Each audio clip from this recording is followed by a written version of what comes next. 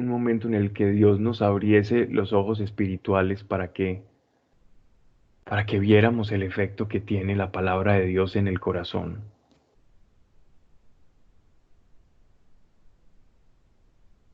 Le tomaríamos en tal estima que no nos alejaríamos de ella y quisiéramos más, más, más y más. En la medida de tu deseo, en esa medida también va a venir una descarga de revelación para ti, porque esos son los niveles de la escritura. No solamente es la historia de la salvación del hombre desde Adán hasta Jesucristo y por último la creación de la iglesia, sino que hay un contenido aún mayor que le puede hablar a circunstancias o a situaciones de tu vida que nada tienen que ver en principio con el contexto del pasaje que estás leyendo. Y es allí donde está la riqueza de todos estos volúmenes,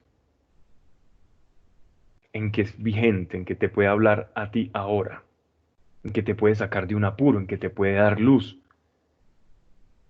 También Dios puede hablarte a través de un pasaje y advertirte de algo, o que querías hacer o que estás haciendo para que te detengas. Y de esta forma entonces la palabra se vuelve como en una linterna que va iluminando el camino. Tomémonos con con esa honestidad como niños que están siendo alimentados por la palabra de Dios. Y de esa manera el espíritu va a captar mejor y nuestro corazón va a incorporar mejor todo lo que está ahí revelado. Porque el Espíritu Santo muchas veces de aquello que nosotros hemos escudriñado, hemos escuchado también, Él va a tomar para enseñarnos a nosotros. Y en alguna circunstancia, mientras quizás estés hablando con una persona en un futuro, dando un consejo, o se presente una situación difícil, bien sea en tu familia, un amigo, un allegado o alguien del trabajo, aquello que tú leíste y que pasó la frontera de tu corazón y elevó tu alma, me refiero a la palabra cuando entra y se vuelve alimento verdadero para ti, va a ser una herramienta útil y se va a expresar en palabras de sabiduría o de consejo para la persona que tengas a tu lado y que lo necesite. Y por eso Dios quiere que todos nosotros nos alimentemos porque algo vamos a tener que ofrecer a los demás como iglesia. Y si no nos alimentamos primero nosotros, luego entonces, pues, ¿qué vamos a ofrecer al necesitado? Debemos nutrirnos para poder dar, porque uno no da lo que no tiene.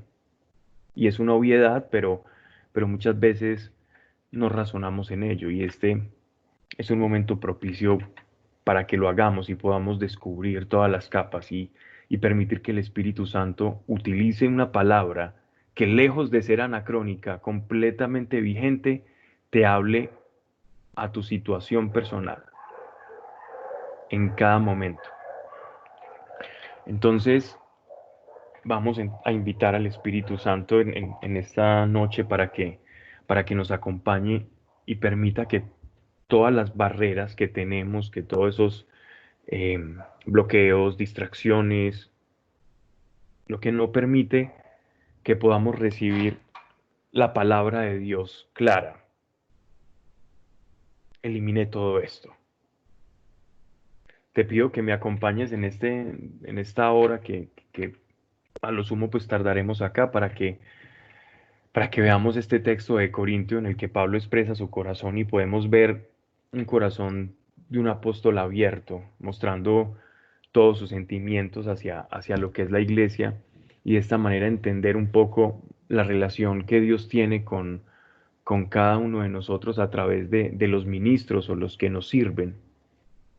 Padre, gracias porque nos has enviado tu Espíritu Santo y nos ayudas a comprender los misterios que estuvieron escondidos desde antes de la creación.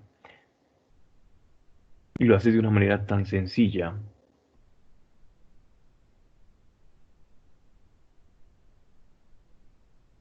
Gracias, Espíritu de Dios. Gracias, Espíritu Santo,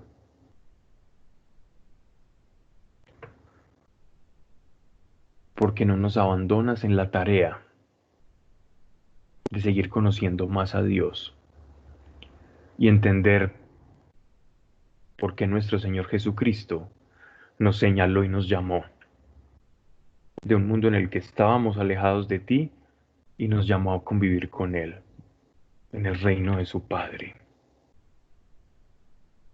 Gracias, Espíritu Santo, porque poco a poco nos vas llevando a esa comprensión. Ayúdanos a que cada palabra que escuchemos y escudriñemos se vuelva práctica en nuestra vida. Que toda esa revelación se vuelvan hechos y no un conocimiento. Espíritu Santo, gracias por ser un compañero fiel, por acercarnos más al Padre y por glorificar el nombre de nuestro Señor Jesucristo. Que no se diga aquí ninguna cosa que no esté de acuerdo a tu voluntad. Así sea. Amén. Bien, estábamos leyendo la carta que el apóstol Pablo le escribió a la iglesia de Corinto y hablábamos de varios problemas que estaba viviendo esta congregación. Sabemos por un lado que el apóstol Pablo fue quien sembró la semilla dentro de la congregación. Él fue el primero que llevó el mensaje a ese istmo de Corinto. Y al llevar el mensaje por primera vez, lo hace de una manera muy recatada, muy sencilla, acompañado del poder de la cruz. Su predicación fue completamente basada en el principio de la crucifixión y sin ningún tipo de adorno o vericueto producto de la elocuencia o de la sabiduría humana o todo el conocimiento que Pablo, como maestro de la ley, había acumulado durante toda su vida, durante toda su juventud, siendo discípulo de Gamaliel, que era un personaje bien reconocido en el Sanedrín, era un doctor de la ley.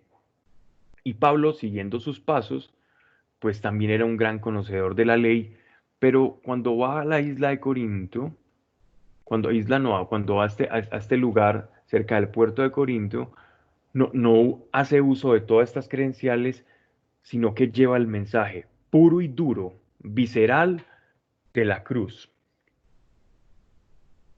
Y es este mensaje el que algunos partidarios de otros predicadores que después de él habían llegado, como Apolos, también el apóstol Pedro había llegado allí a predicar en Corintios, y otros predicadores itinerantes que viajaban de iglesia en iglesia predicando el Evangelio y enseñando, maestros, profetas, algunos también evangelistas y apóstoles,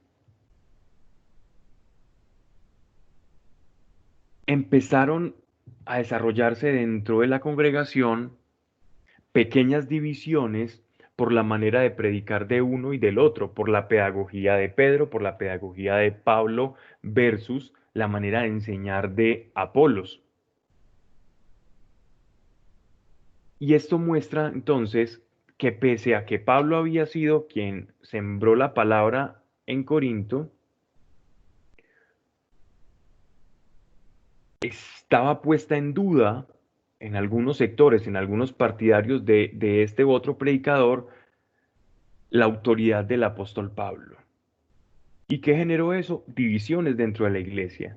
Una iglesia entrañable para el corazón de Pablo, que la veía como sus hijos. La veía a la iglesia, a todos los miembros de la iglesia de Corinto, los veía como unos hijos amados, porque él había puesto el fundamento, él había llevado la semilla, él los había engendrado en la fe. Producto de la predicación de Pablo fue que ellos llegaron al Evangelio. Entonces, en este contexto, Pablo comienza entonces a hablarles del por qué ellos en Corinto no son tan especiales, sino antes están demostrando su carnalidad y no la espiritualidad, la cual presumen por X o por Y preferencia a algún tipo de predicador. Entonces, ya con este pequeño preámbulo para entrar en contexto, vámonos al capítulo 3, verso 1. Y yo, hermanos, no pude hablaros como a espirituales, sino como a carnales, como a niños en Cristo. Esta palabra aquí, carnales, que utiliza aquí el apóstol Pablo, es la misma que en griego traduce como animalismo, como la psique animal, como la corporalidad. ¿Qué les está diciendo el apóstol Pablo cuando les dice que no les habló como a personas espirituales, sino como a animales? Es entrando ellos en esta división, están demostrando que cuando llega cada predicador, simplemente están utilizando su razonamiento, su juicio según la sabiduría humana, pero poca conexión con el espíritu para escuchar el mensaje verdadero del evangelio están teniendo. Entonces, el apóstol los trata incluso bajando un poco ya el tinte o la nota de su afirmación, dice, como a niños en Cristo, como a personas que apenas están empezando en Dios. Y es que nótese una cosa, y esto es muy práctico y nos ha pasado a todos que cuando por primera vez estás abordando a una persona que llega al Evangelio, pues la revelación y la forma en la que tú le vas a expresar tu modo de vida, cómo llevas tu relación con Dios, de qué cosas te has apartado del mundo, todo eso que tú le predicas, le enseñas a esta persona, va a ser un poco como a cuentagotas, porque imagínate tú abrir toda la esclusa de las experiencias que has tenido con Dios, lo que esperas de Dios, lo que Dios te ha pedido a ti, lo que Dios te ha enseñado, a una persona que apenas está llegando en la fe, pues lo más seguro es que saldría corriendo. Diría, ¿qué es esto? ¿En qué me estoy metiendo? ¿Qué me estás enseñando? ¿Qué me estás predicando? ¿A dónde me quieres llevar? Entonces se va enseñando el Evangelio poco a poco con las primeras verdades, las verdades fundamentales de la redención, del perdón de pecados, y poco a poco vamos enseñando, porque el alma no está preparada para recibir toda la descarga de la revelación. Y además entendamos algo, y es que nosotros llevamos un viejo hombre, una antigua naturaleza, y ese viejo hombre o antigua naturaleza, cuando estamos nuevos en el Evangelio, pues es inmensa y todavía tiene mucho poder, autoridad y define nuestra identidad, esa antigua naturaleza. Pero poco a poco, en la medida que vamos despertando y vamos siendo transformados por el Espíritu Santo, vamos en una serie de mudanza en la cual vamos comprendiendo estas verdades que a su vez nos van transformando y nos van cambiando y se va perfeccionando entonces la obra de Cristo en cada uno de nosotros.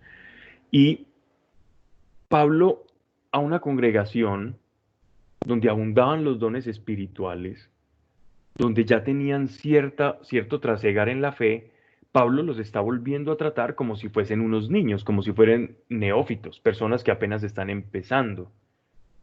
Y esto, cuando los de Corinto estaban escuchando, debió no más que alarmarlos, porque imagínense ustedes creer que están haciendo las cosas bien como estudiantes universitarios o en medio de su trabajo y que de pronto alguien que esté en un cargo superior llegue e interrumpa su trabajo o su estudio y les enseñe cuán mal están haciendo las cosas. Entonces, la sorpresa que eso generó dentro de los corintios, que antes pensaban que estaban muy bien y estaban hinchados, como más adelante nos va a citar el apóstol. Entonces, es fuerte lo que él le está diciendo, pero entendamos entonces que a una persona cuando va alcanzando la verdadera espiritualidad se le puede hablar en términos espirituales, pero a los que están empezando no se les puede hablar en términos espirituales porque su antigua naturaleza va a amortizar, va a amortiguar el mensaje. Entonces, por eso vamos como con un gotero a cuenta gotas dando el mensaje para que ese mensaje vaya entrando y vaya transformando esa caparazón que se produce en nuestra antigua naturaleza. Os di a beber leche, no os di comida porque aún no la admitía. Y si nos hace una analogía muy perfecta de un niño pequeño. Cuando los niños más o menos llegan a la edad de 7 meses o 6 meses más o menos aproximadamente, se puede empezar una dieta de alimentos más sólidos. Entonces ya el niño come la papilla, la compota y puede empezar a masticar y a digerir cosas más densas. De la misma forma, nosotros cuando llegamos a la fe, empezamos con la redención, el perdón de pecados, el arrepentimiento y poco a poco vamos descubriendo la identidad que Dios nos va dando y la responsabilidad que se desprende de esa nueva identidad y que se espera que produzca esa identidad en nosotros y cómo permanecer en ella. Pero todo esto es un material mucho más denso que solamente alguien que conoce la diferencia entre la carnalidad y la espiritualidad va a poder digerir. ¿Qué marca la diferencia entre lo espiritual y carnal? Lo carnal sigue al yo, sigue a lo que los griegos llaman el ego, que es el yo quiero, el a mí me gusta, el yo pienso, a mí me parece, yo considero, según yo veo, esto debe o no ser así, todo centrado en el ego. Mientras que en el espíritu, el ego se empieza a fundir. El ego en el espíritu es como que no tiene cabida. En la mente espiritual, el ego ya no tiene lugar. En la mente espiritual existe el otro. En la mente espiritual existe la voluntad de Dios. Existe una perspectiva más alta que mi propia medida. Entonces, para diferenciar la mente carnal de la mente espiritual y poner un poco en una analogía es ver más arriba y el yo ve más abajo. Es cuestión de perfecta perspectiva. Entonces, quien vive en el espíritu puede juzgar las cosas porque tiene una perspectiva donde entiende mejor el contexto de qué lugar, qué papel le corresponde dentro del mundo, dentro de la familia, dentro de la relación con Dios, dentro de la iglesia. Y cuando vivo en la carne, o según la carne, entonces, mi perspectiva va a girar en torno a mi yo. Yo quiero, a mí me gusta, a mí no me gusta. Y simplemente es como si mi radio de acción fuera muy corto. Más cuando vivo en el espíritu, mi radio de acción es mucho más grande. La linterna de quien vive en la carne solamente puede ver hacia sí mismo, solamente se puede ver así, más la linterna de aquel caminante del espíritu puede ver hacia los costados, arriba y abajo y hacia donde tiene su mirada. Allí va a iluminar y va a poder ver un panorama más amplio. Y eso le va a dar entonces mayor facilidad para desenvolverse en el mundo. Nos conviene entonces ser espirituales versus carnales. Porque el yo, tarde que temprano, cuando se extinga este cuerpo material, ese yo va a tener que dar cuentas y cuando se abran al mundo espiritual, se va a percatar aquel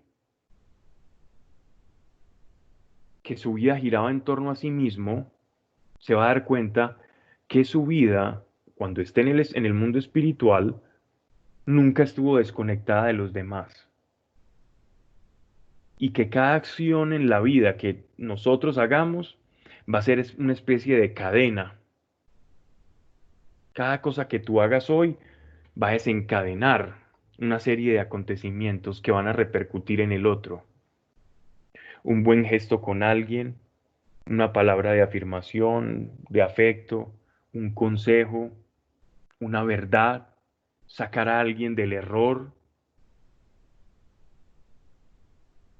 si pudiésemos ver el potencial que hay en cada una de las acciones, si el Señor nos permitiera ver eso, aseguro que todos cambiaríamos de una manera exponencial nuestro comportamiento y la dirección de nuestras acciones. Porque es precisamente cuando nos desanclamos de ese yo, que en la perspectiva de conexión que tenemos todos los unos con los otros y de nuestras acciones, que vemos la responsabilidad que hay. Y por eso, tanto el pecado como la virtud empiezan a resaltar y a volverse lo más importante en nuestra vida, alejarnos del pecado para no generar más destrucción en cadena y acercarnos a la virtud y a la voluntad de Dios para generar mayor bienestar en cadena, mayor bendición. Ese es el deseo de Dios para la iglesia, ser un agente de bendición. ¿Y dónde encontramos cómo actuar o manifestar esa bendición? En su palabra. Pero para recibir su palabra tenemos que ser espirituales porque su palabra habla, como lo decía en el principio, al espíritu. Entonces, si yo soy espiritual, recibo la palabra como alguien espiritual, pero si mi mente es carnal, recibo la palabra solamente en la dimensión de la carne. ¿Qué me conviene de aquí? ¿Qué puedo sacar yo de aquí? ¿Es que yo pienso? ¿Es que yo opino? ¿Es que yo creo? Y Dios resucitó a Jesús de los muertos. Entonces, aquel que escucha según la carne dirá, de los muertos no puede resucitar nadie. Y va y lee algunos libros de lingüística, de español o de griego, de latín, y saca una teoría diciendo que la resurrección de nuestro Señor Jesucristo es una metáfora. ¿Y qué pasa acá? Que la palabra de Dios no le habló a su espíritu, sino que él, por medio de sus razonamientos, según el mundo, quiso adaptar lo que es del espíritu a la carne. Y eso no se puede hacer. Yo no puedo utilizar programas de confección moderna en estos momentos, un programa muy pesado, estoy hablando de un programa de computador, que requiera de una capacidad de procesamiento que solamente estos procesadores de última generación pueden correr, utilizarlos en una Commodore de final de los años 79, una computadora Commodore de principios de los 80, finales de los 70. No va a poder digerirlo, entonces simplemente podremos hacer una adaptación y la computadora hará cualquier mamarracho, y perdónenme la expresión, pero no podrá contener esto. Y lo mismo es lo que nos viene diciendo el apóstol Pablo durante esta carta, y esto hace parte de esta esencia de este mensaje. Y es que no podemos adaptar a la mente animal el mensaje que es espiritual. Y lo que es espiritual lo recibimos con el espíritu, y lo que es de la carne lo digerimos con la carne y lo masticamos con la carne. Dice, versículo 2: os di a beber leche, no os di comida porque aún no lo admitíais, no podían digerirlo, y ni aún ahora lo admitís. O sea, cuando comenzó a predicarles, que les dio a cuentagotas la leche del evangelio, el bautismo, el significado de la redención y todo esto que son los principios o pilares de la fe, que son el fundamento de toda la evangelización o catequesis apostólica. Y no solamente en el pasado, sino aún en todo el tiempo que ya habían vivido de fe, dice, y ni aún ahora lo admitís. O sea, siguen siendo niños. Es como decir una persona ya de 15 años, formada, con un criterio, un adolescente, y que todavía siga de biberón y de compotas. De esto también se trata este pasaje. Porque sois todavía carnales. Si pues hay entre vosotros envidias y discordias, ¿no prueba esto que sois carnales y vivís a lo humano? Cuando uno dice yo soy de Pablo y otro yo de Apolo, ¿no procedéis a lo humano? Nótese el énfasis que hace el apóstol cuando sigue hablando de de las mismas personas que estaban tomando partido y haciendo proselitismo de uno u otro predicador porque se sentían más a gusto con su tipo de predicación. Y entonces él está hablando de carnalidad a aquellos que todavía no han entendido, y ahí es donde viene ya el siguiente versículo, cuál es la misión del apóstol. La misión del apóstol, del evangelista, del predicador, del ministro de Dios, no es formar un grupo de seguidores, sino servirle a la iglesia de Dios. De ahí viene la palabra ministro. Ministro es un siervo, es un servidor. El ministro no hace discípulos para sí, sino que sirve a aquellos que Dios llama, porque no es el apóstol, no es el pastor, no es el sacerdote, no es el predicador de turno quien llama.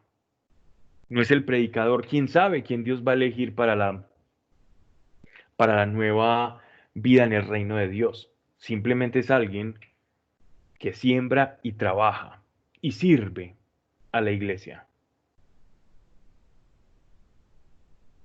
Y esto es lo que empieza a dejar entre líneas. Entonces dice envidias y discordias. Claro, porque unos dicen o unos presumen de haber recibido el mensaje o la enseñanza de Pedro, que es el protoapóstol del Evangelio, pero otros se jactan de la elocuencia de Apolos y de la cantidad de misterios de la fe y del Evangelio y del reino de los cielos que éste les ha enseñado. Entonces, entre unos y otros, jactándose sin fundamento y sin razón, están demostrando su carnalidad en el Evangelio y que todo aquello que han recibido lo han recibido muy poco en el espíritu, solamente lo que los llevó a la conversión, pero el resto, todo esto que ellos de lo cual presumen, simplemente lo han recibido en la carne, y lo que se recibe en la carne de nada aprovecha, pero todo lo que se recibe en el espíritu se aprovecha a tal punto que no solamente transforma tu vida, sino que te ayuda y te hace un catalizador de gracia para que otras personas también puedan llegar al Evangelio. Pero si permanecemos como bebés espirituales, siempre vamos a demandar y demandar y demandar leche, como el niño llora cuando necesita leche, pero no vamos a poder transmitirle a otro. Y esto va a demostrar que vamos a estar viviendo en el yo quiero, denme, denme, denme, denme, yo quiero, yo soy importante, yo soy el que necesito, yo quiero, yo quiero. Y termina la iglesia en el estado en el que vemos muchas veces cuando visitamos lugares que se encuentra, y es una cantidad de oidores, pero pocos ponen en práctica lo que está ahí escrito. Y si yo no pongo en práctica la palabra de Dios en mi vida o no se evidencia, entonces, ¿cómo me puedo llamar discípulo si no hago lo que hace el maestro? Si el libro que define mi identidad no me define a mí mismo o no evidencio yo en mi vida que este libro define mi identidad, entonces, ¿cómo yo ostento el título de cristiano? Pablo es generoso incluso, aunque parecen sus palabras duras, y les llama bebés en la fe. Y Dios quiere una iglesia madura, no iglesia carnal, sino una iglesia espiritual para que pueda transmitir palabra espiritual a a los que están perdidos.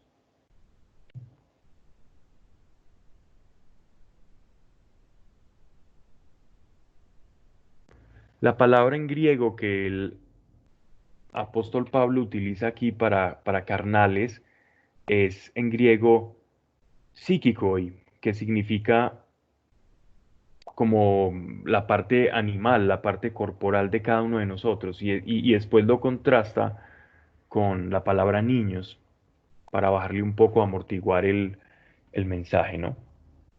Versículo 5. Pues, ¿qué es Apolo y qué es Pablo? Refiriéndose a, parece ser que Apolo era quien generaba, no por él mismo, sino por los partidarios de Apolo, donde se estaba causando mayor controversia. Dice, ministros según lo que a cada uno ha dado el Señor, por cuyo ministerio habéis creído.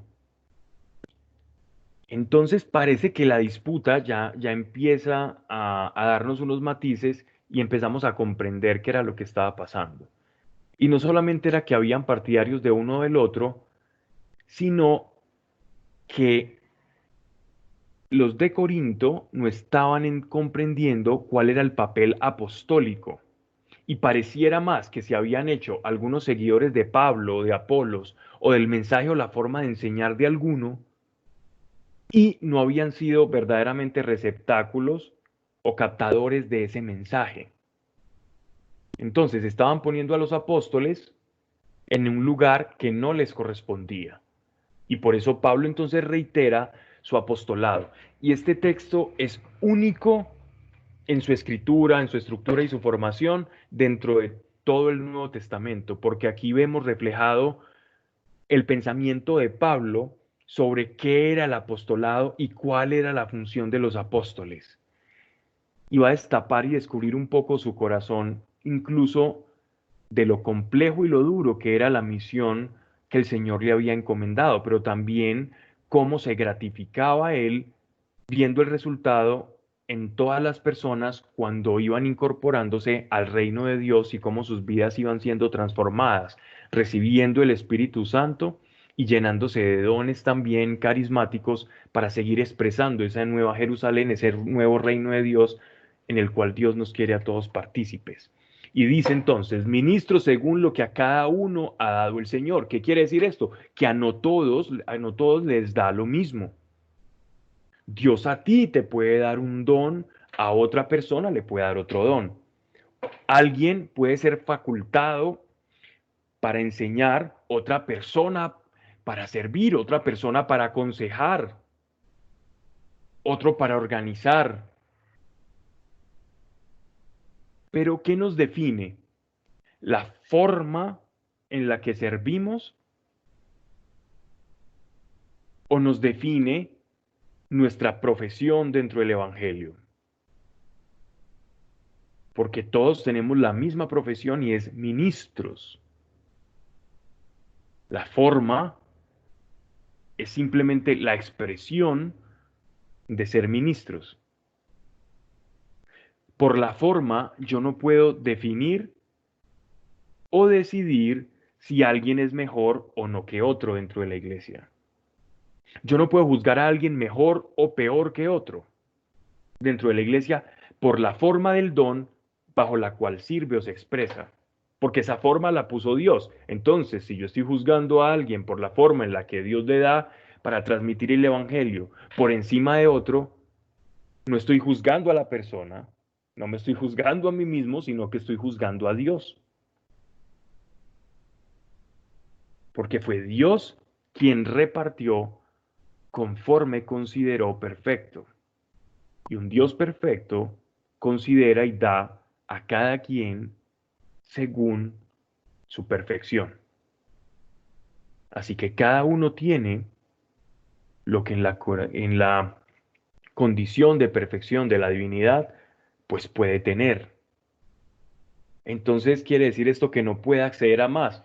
No, porque él mismo nos dice, y lo leeremos, que incluso aspiremos y pidamos dones mayores, si así lo queremos.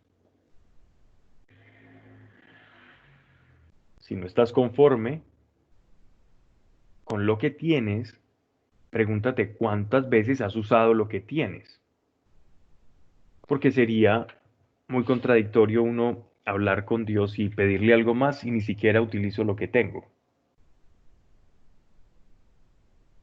Gasta, invierte primero lo que tú tienes en estos momentos en el bolsillo y cuando inviertas esto que tienes en el bolsillo, entonces, una vez considerado que es insuficiente o que se te viene más trabajo, pues el dador del trabajo conocerá tu condición y te dará más para la obra. Pero no esperes a pedir una cantidad de cosas cuando las que tienes ni siquiera las usas. Cuando los dones que Dios te ha dado no los estás utilizando, entonces ¿para qué? ¿Para qué le pedimos más a Dios? Queremos profetizar, cuando ni siquiera aconsejamos a las personas. Queremos dones de sanidad cuando ni siquiera somos capaces de evangelizar.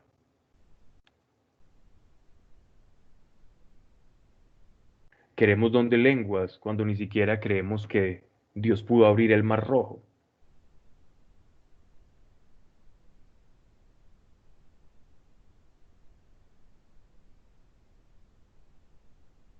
Entonces, revisemos qué es lo que estamos buscando en el Señor. Cuando oramos, ¿qué es lo que le estamos pidiendo? ¿Qué estamos considerando allí? Para no alejarme mucho entonces del texto, sigamos. Dice, yo planté, o sea, Pablo. ¿Por qué está diciendo que Pablo plantó? Porque él fue el primero que llevó la semilla del Evangelio a Corinto. Entonces, él es como, vamos a tener una figura de una casa y llega una persona, Dios puso el plano de la casa, Dios diseñó el plano y envía un obrero a que según el plano que tiene, ponga los cimientos de esa casa. Entonces, envía al apóstol Pablo, el apóstol Pablo llega a Corinto y pone los cimientos de la casa.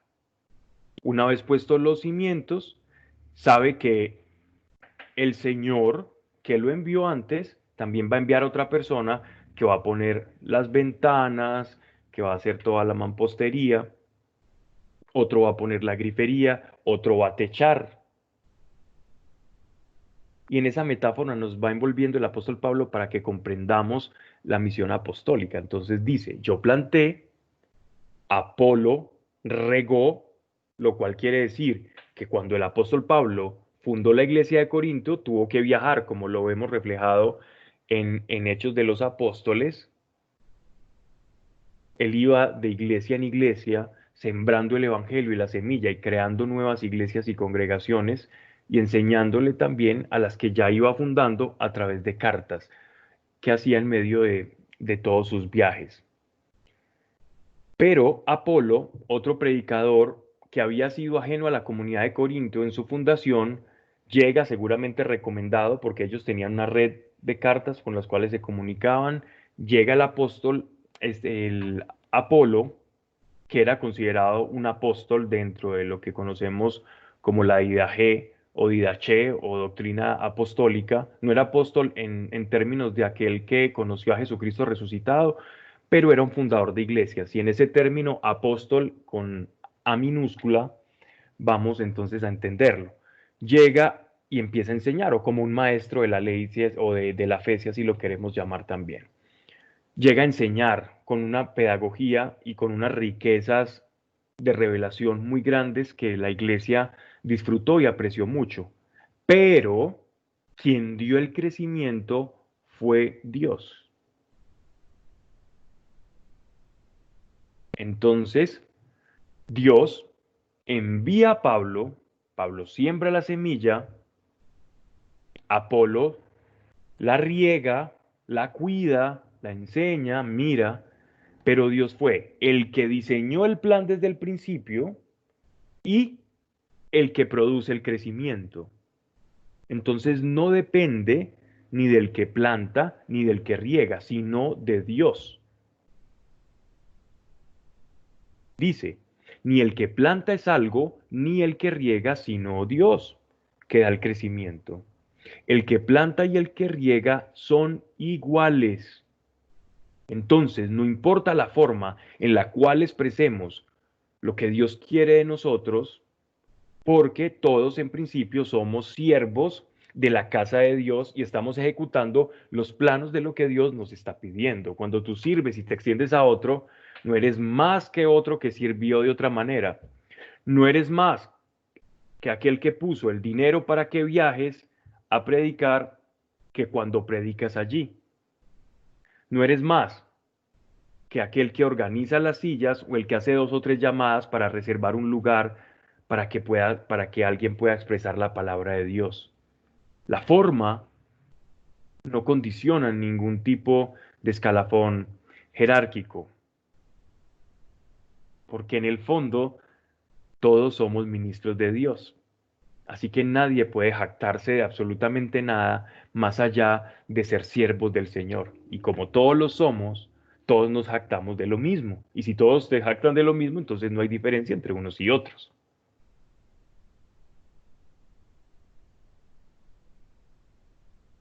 El que planta, verso 8, y el que riega son iguales, cada uno recibirá su recompensa conforme a su trabajo.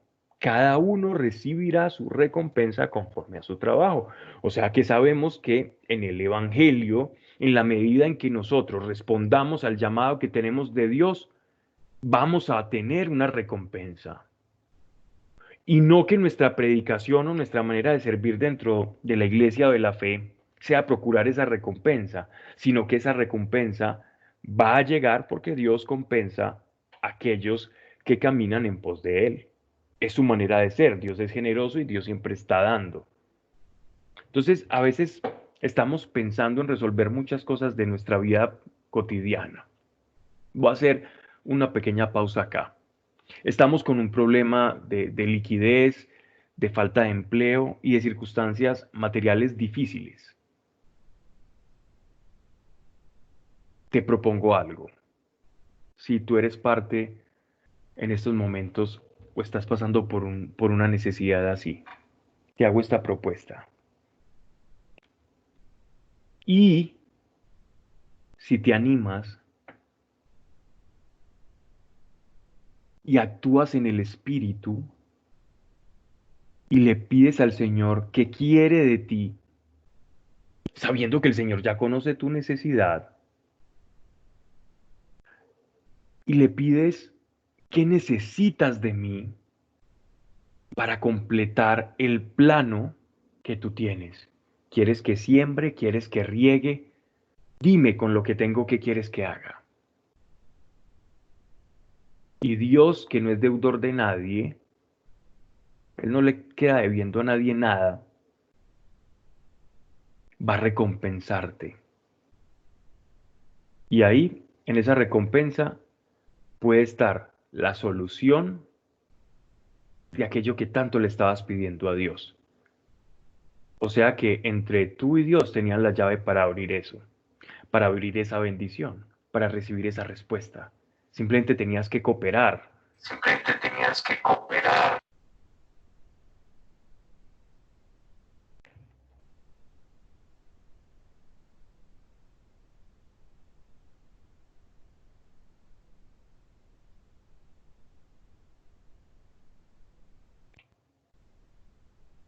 Porque nosotros solo somos cooperadores de Dios y vosotros sois arada de Dios.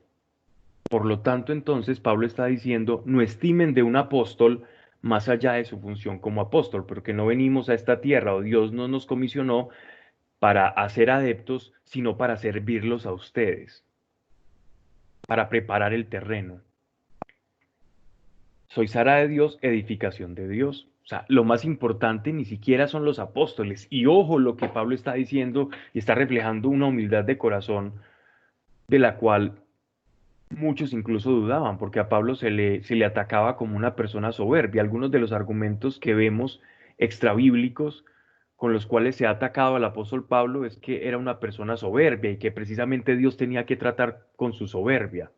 Pero a través de este texto podemos desmentir a aquellos que han pensado en la soberbia del apóstol Pablo y lo único que se está viendo reflejado es un hombre completamente humilde que sabe que su misión en esta tierra es servir a lo más preciado que Dios tiene, que son las almas que se van a salvar y a prepararle los cimientos para crear un edificio que se llama iglesia. Un obrero más trabajando dentro de la casa del Señor. Y si aquel que va a habitar la casa está siguiendo al obrero que le está edificando la casa para que le habite, entonces está muy lejos de lo que es la realidad de la iglesia y de la vida en comunidad y lo que significa el apostolado. Versículo 10.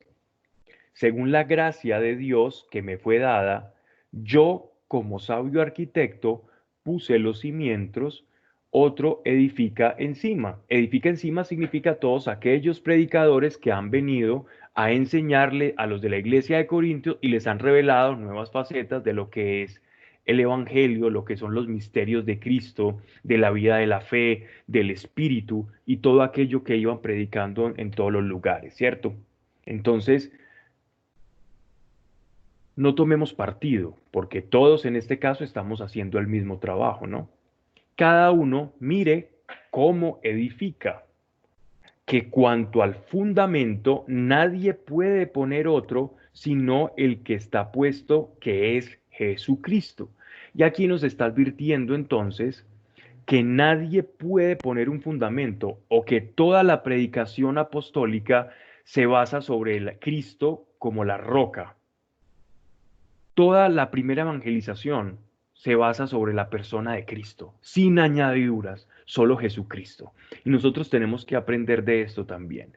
Nuestra forma de evangelizar debe ser como antaño los apóstoles lo enseñaban, el fundamento nuestro es Cristo, por eso somos cristianos. Nuestro bautizo no es el bautizo en ninguna persona que haya tenido una vida de santidad o alguien que haya sido beato, canonizado. No, esos son ejemplos de vida cristiana, son avatares de la fe. Nuestra roca es Cristo, nuestro bautizo cristiano es en la persona de Jesucristo, en su muerte y resurrección.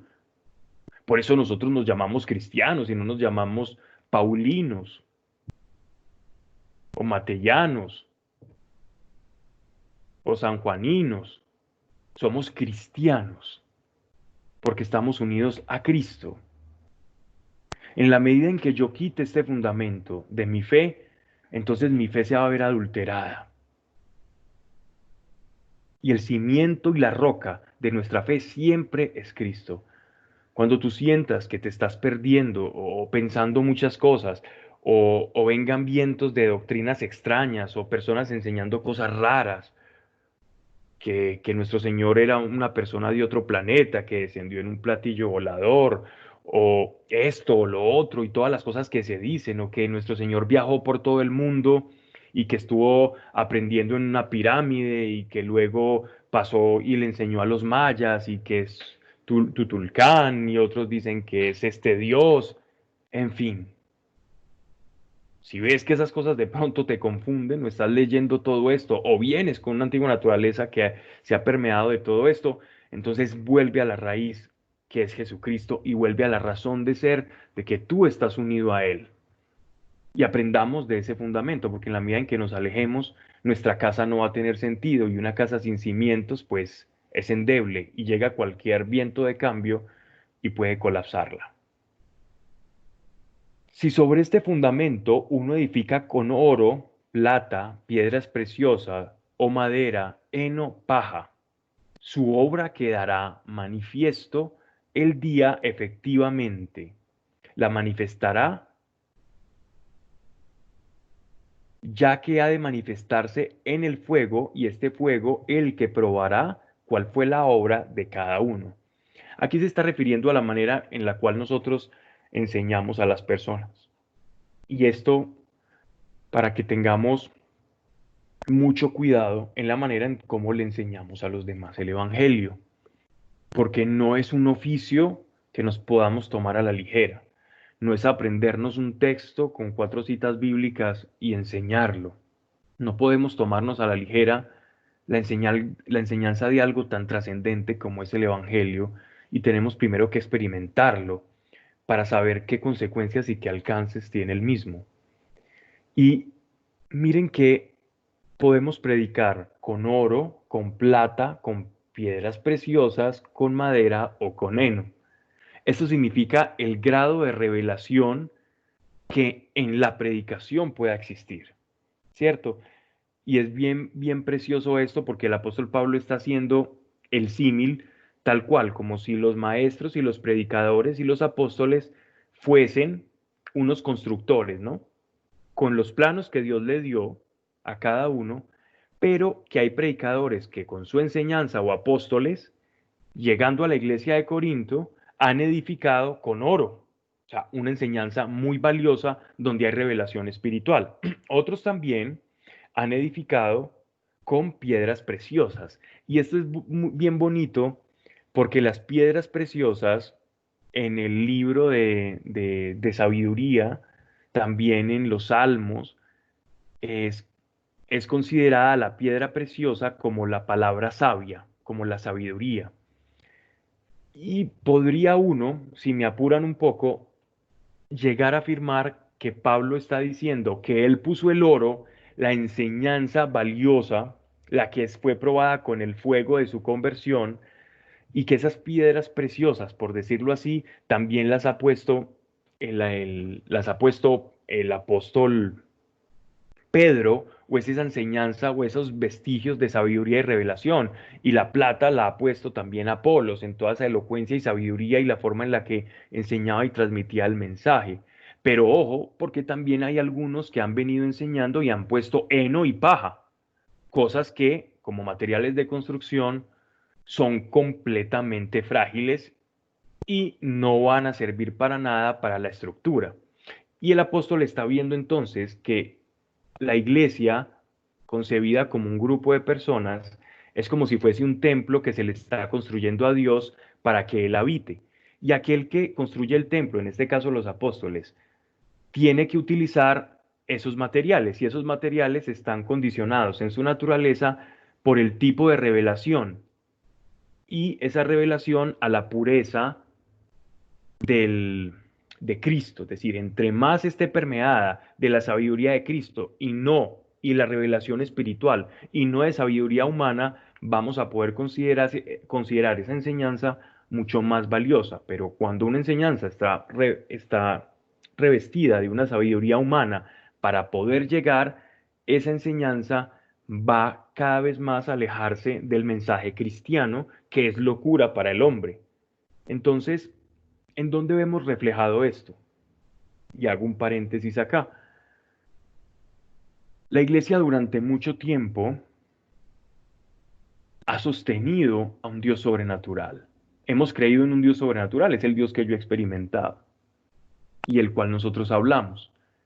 Pero ciertas personas que se han acercado a las escrituras o a la fe como si fuese una religión más, y hablo de ministros y personas con autoridad, llegan al punto en casi volver la religión cristiana como una especie de decálogo moral,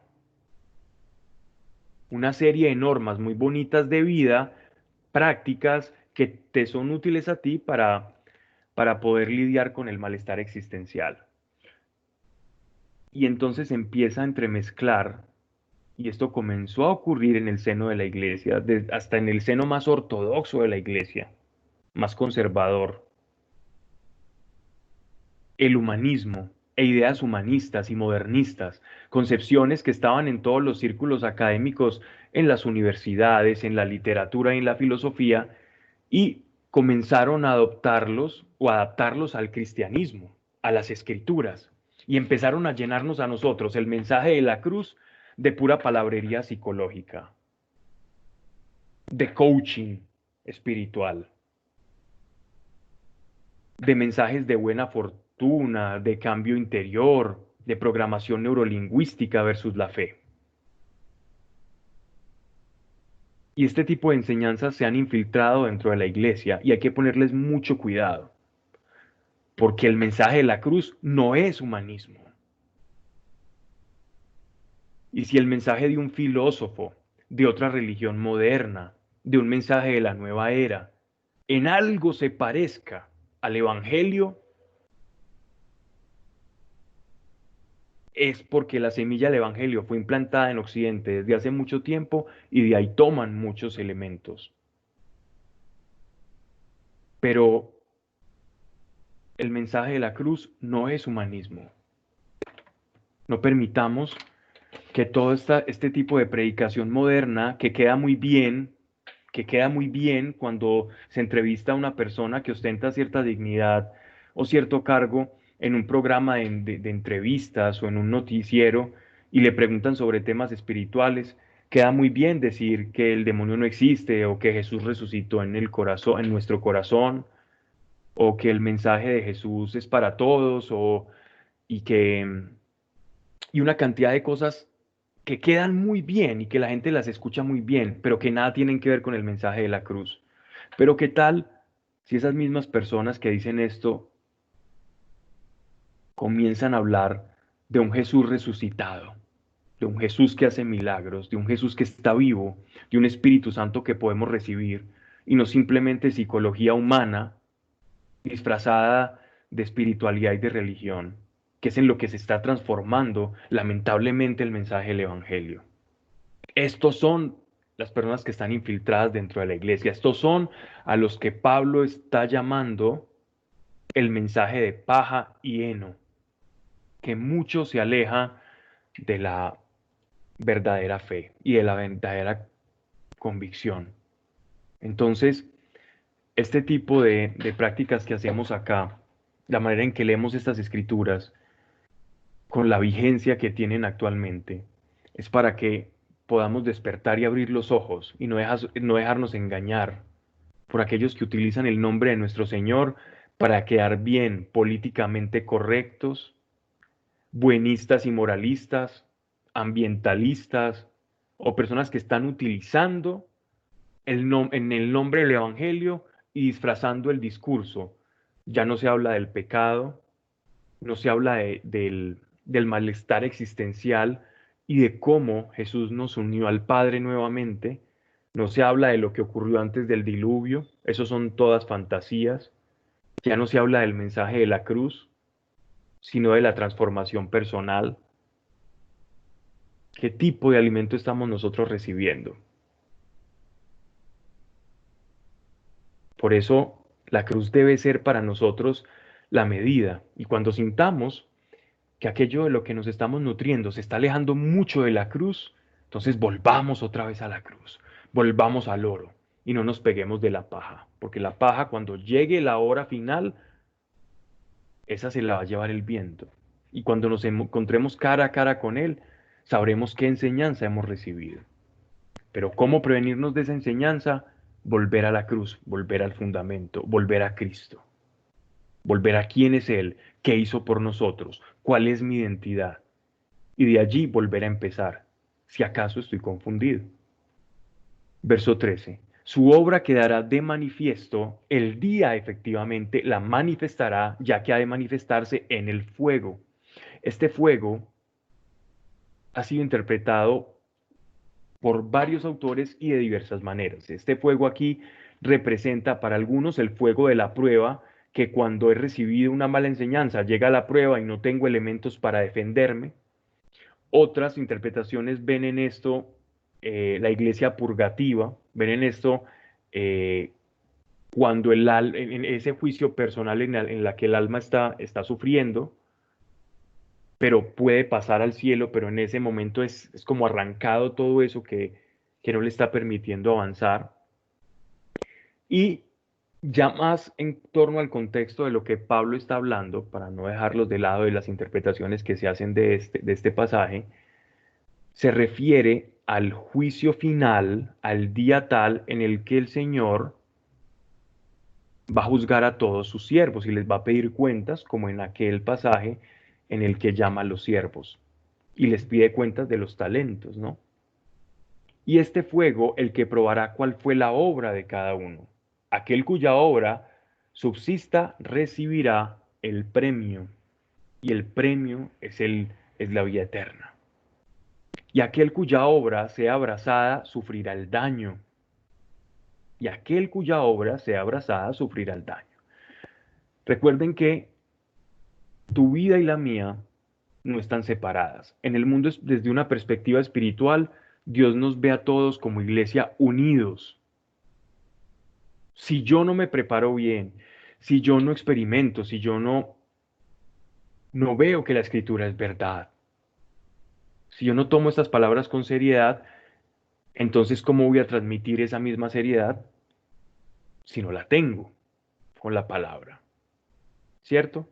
Y imagínate aquellas personas que están desviando a la iglesia, enseñando el camino del humanismo, una iglesia, una fe disfrazada de humanismo y de filosofías humanas, despojando a Dios de su sobrenaturalidad, a Jesucristo de su resurrección como evidencia de la salvación, incluso negando la misma presencia de los ángeles y de los demonios y simplemente lo ven como fascinaciones o creaciones humanas que representan de una manera al mal o al bien como una especie de entidades abstractas y nosotros le damos forma. Imagínate tú, aquellos que están enseñando esto, conectados a quienes les están enseñando, porque estamos todos conectados, sufrirán el dolor de su propia enseñanza. Y aquel cuya obra sea abrazada sufrirá el daño. Él, sin embargo, se salvará, pero como quien pasa por el fuego. Porque recuerden que cuando nosotros recibimos el Espíritu Santo no se va de nosotros. Pero no por tener al Espíritu Santo vamos a dejar de experimentar las consecuencias del pecado. Si yo peco hoy y ese pecado trae consecuencias a mi vida, aún teniendo al Espíritu Santo, el pecado va a traer dolor y va a traer tristeza a mi vida, producto de la destrucción del mismo pecado. Entonces, de la misma forma está hablando aquí el apóstol que esto también puede ocurrir. ¿No sabéis que sois templo de Dios y que el Espíritu de Dios habita en vosotros? Miren qué dignidad tan alta la que tiene el creyente. Somos templo de Dios.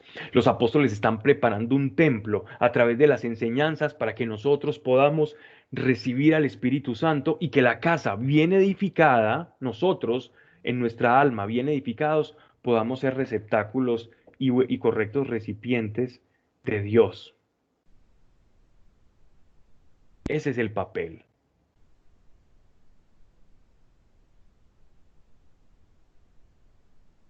Si alguno destruye el templo de Dios, Dios le destruirá a él, porque el templo de Dios es santo y ese templo sois vosotros.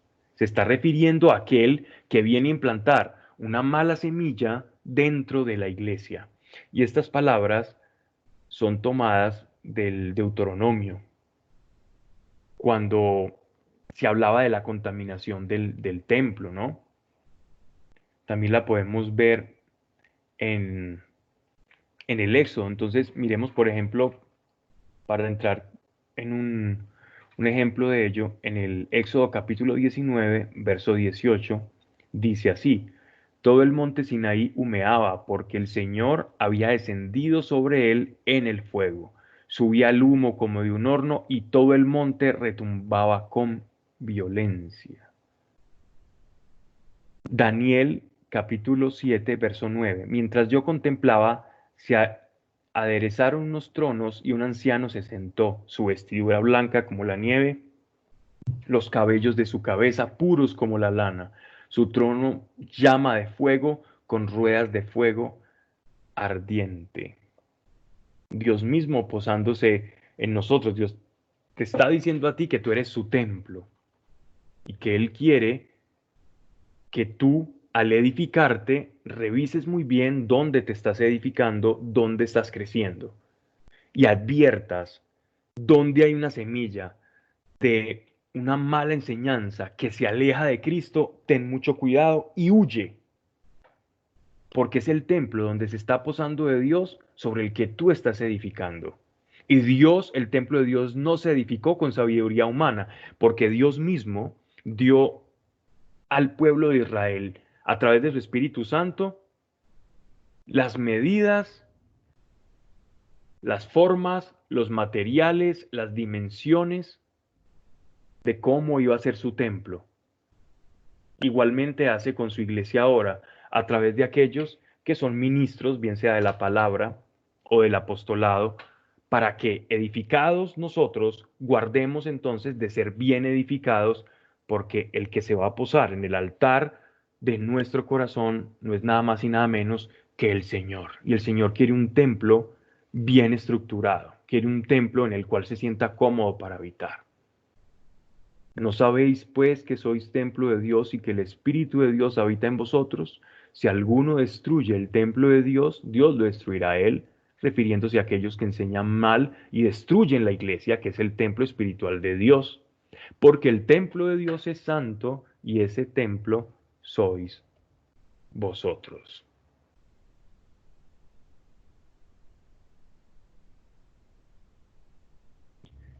Verso 18. Nadie se engañe. Si alguno entre vosotros cree que es sabio según este siglo, hágase necio para llegar a ser sabio. Si alguno cree que sus razonamientos, que sus conocimientos, que como llegó a la fe es un gran erudito de todas las ciencias, o cree que se las sabe todas, o que es muy bueno, y que casi que Dios le pide permiso y le dice, ven por favor, yo quiero llegar a tu vida, déjame ayudarte, tú eres tan bueno. O como escuchamos muchas veces, incansablemente, esto, yo diría que llevar la cuenta de esto sería imposible. Y seguramente se van a identificar. Yo no miento, yo no robo, yo no mato, yo no le hago mal a nadie, yo le doy a los pobres, yo cumplo todos los deberes, yo no le soy infiel a mi esposo, a mi esposa, yo soy bueno, casi como si le estuvieran diciendo a Dios, mire, yo no necesito el evangelio, usted es el que me necesita a mí para darle sentido. Nadie se engañe. Si alguno entre vosotros cree que es sabio según este siglo, hágase necio. ¿Y cuál es la necesidad de este siglo? La cruz.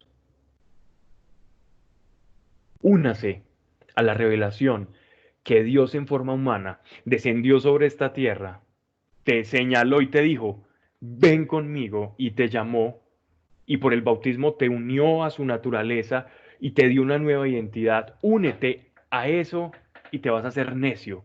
O si no, cuéntale lo que tú recitas en un credo. Ve y dilo en estos momentos, toma un megáfono y sal a decir lo que tú crees. Creo en la resurrección de los muertos. Creo en la vida eterna. Boom. Biólogos, agnósticos, ateos, físicos, matemáticos, abogados, doctores, todo. Te saldrán a decir que tú crees en mitos. Y esa es la sabiduría según este mundo. Y esa era la sabiduría que también presumían los griegos. Porque la sabiduría de este mundo es necedad ante Dios. Para Dios ellos son necios, porque no ven desde la perspectiva en la que Él ve, pues escrito está, Él caza a los sabios en su astucia. Pablo está citando una palabra, un texto del libro de Job. Para ser más precisos, Job capítulo 5, versículo 13, dice así, prende a los sabios en su astucia, el consejo de los sagaces se hace ciego. O sea, para Dios, el que cree que conoce de un tema, el que cree que sabe de algo, para Dios no es absolutamente nada, porque Él lo conoce todo. Pero nos ha dado la revelación de ese todo en algo que el mundo no puede aceptar. Es como si el Evangelio fuera una papabomba para aquellos que se creen sabios y entendidos y les explota continuamente en la cara, pero para nosotros es riqueza, transformación de vida, salvación, es experimentar lo sobrenatural y tantas cosas que podemos decir de esto. Y en otra parte dice así, el Señor conoce cuán vanos son los planes de los sabios. Esto es el Salmo 94, donde dice, el Señor conoce los pensamientos del hombre que no son más que un soplo, refiriéndose a que desde la perspectiva de la mente humana, el intentar decirle a Dios cómo deben ser las cosas no tiene ningún sentido. Nadie pues se gloríe en los hombres, retomando otra vez el tema del cual veníamos hablando de Apolo, de Pedro o de los del partido de Cristo. Nadie pues se gloríe en los hombres, que todo es vuestro. Ya Pablo, ya Apolo, ya Cefas, o sea, Pedro, ya el mundo, ya la vida, ya la muerte, ya lo presente, ya lo venidero, todo es vuestro, y vosotros de Cristo y Cristo de Dios. Wow. Dios nos entregó todo.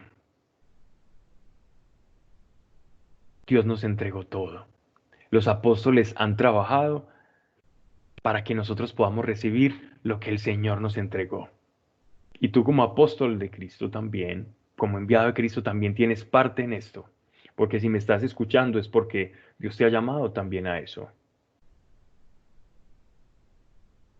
Y como parte que tienes en esto, el crecimiento de los demás también va a ser tu crecimiento. Porque unidos estamos en Cristo. Vamos entonces a terminar con algunas oraciones. Gracias, Padre, Señor, por la salud de Lisette. Gracias, Señor, Padre, en el nombre de Jesucristo de Nazaret. Hoy desatamos sanidad y un milagro en esta vida, Señor. No por quien habla, sino por su necesidad y por tu nombre perfecto, el nombre de Yeshua de Nazaret. En este nombre, Señor, hemos orado. Gracias, Señor, por Manuela Ángel, Señor. Gracias por su sanidad, Señor, en el nombre de Yeshua de Nazaret. Toda anomalía en su sangre, en el nombre de Jesucristo de Nazaret. Hoy declaramos y desatamos una sangre limpia, en el nombre de Yeshua de Nazaret, sobre Manuela. Gracias por Camila. Gracias, Señor, Padre. Donde hay amor, Señor, no hay temor. Temor es seguir los caminos del mundo y los caprichos del mundo, Señor. Espíritu Santo, muéstrale la verdad y que lo que tú pides, Señor, es el camino más alto y donde más gozo podemos experimentar en la vida. Y gracias, Señor, por Divina Montero, Señor, en el nombre de Yeshua de Nazaret. Hay una limpieza de útero en este momento y cada célula cancerígena hoy la maldecimos de raíz, Señor, en el nombre de Jesucristo de Nazaret. Su código genético hoy conforme a una persona completamente sano. Ahora maldigo de raíz toda célula cancerígena, te secas cáncer. Amén. Gracias por el trabajo de Elizabeth, Señor, y porque ya lo tienes en el nombre de Jesucristo de Nazaret. Amén. Gracias, Señor, por los ojos de Edward, Señor, y gracias porque será una sorpresa